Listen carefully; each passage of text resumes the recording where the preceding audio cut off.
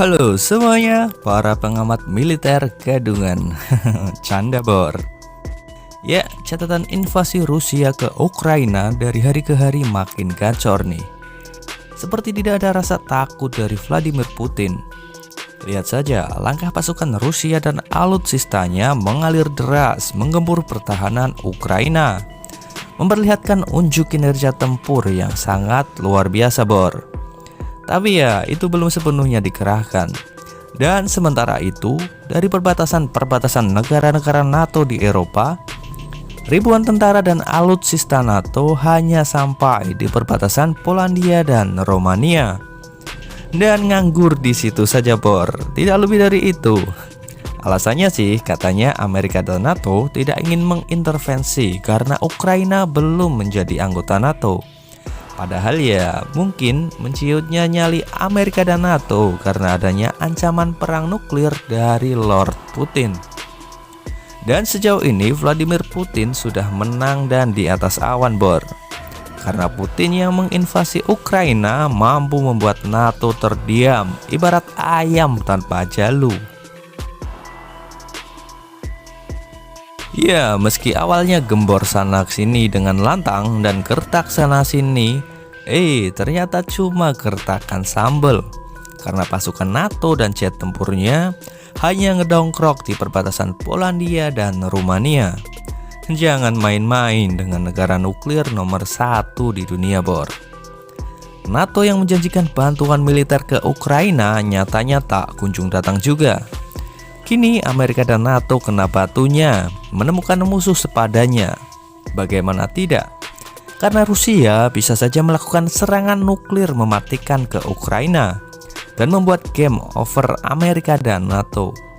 Karena selama ini NATO dan Amerika merupakan aliansi kekuatan militer paling kuat di dunia.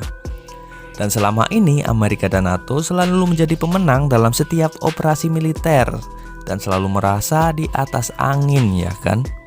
Termasuk hegemoni opini pembenaran.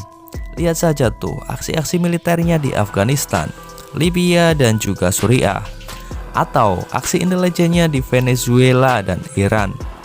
Dan kini sekarang mendapatkan ujian terbesar dari Rusia dengan ancaman perang nuklir ketika perang dingin terjadi pada dua blok militer di Eropa yang saling pamer kekuatan.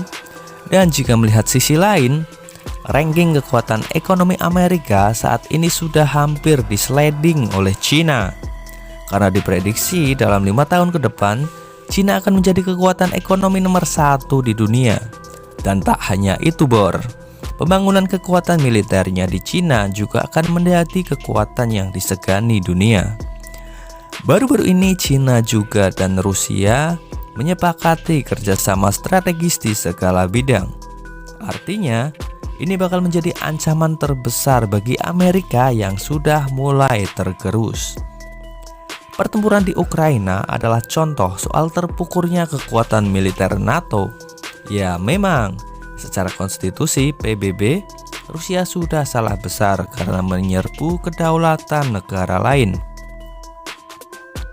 Namun jika menganalisis penyebabnya secara sistematis, karena jalan diplomasi yang ditempuh tidak terpenuhi dan langkah yang diterjang adalah bagian dari langkah diplomasi itu sendiri.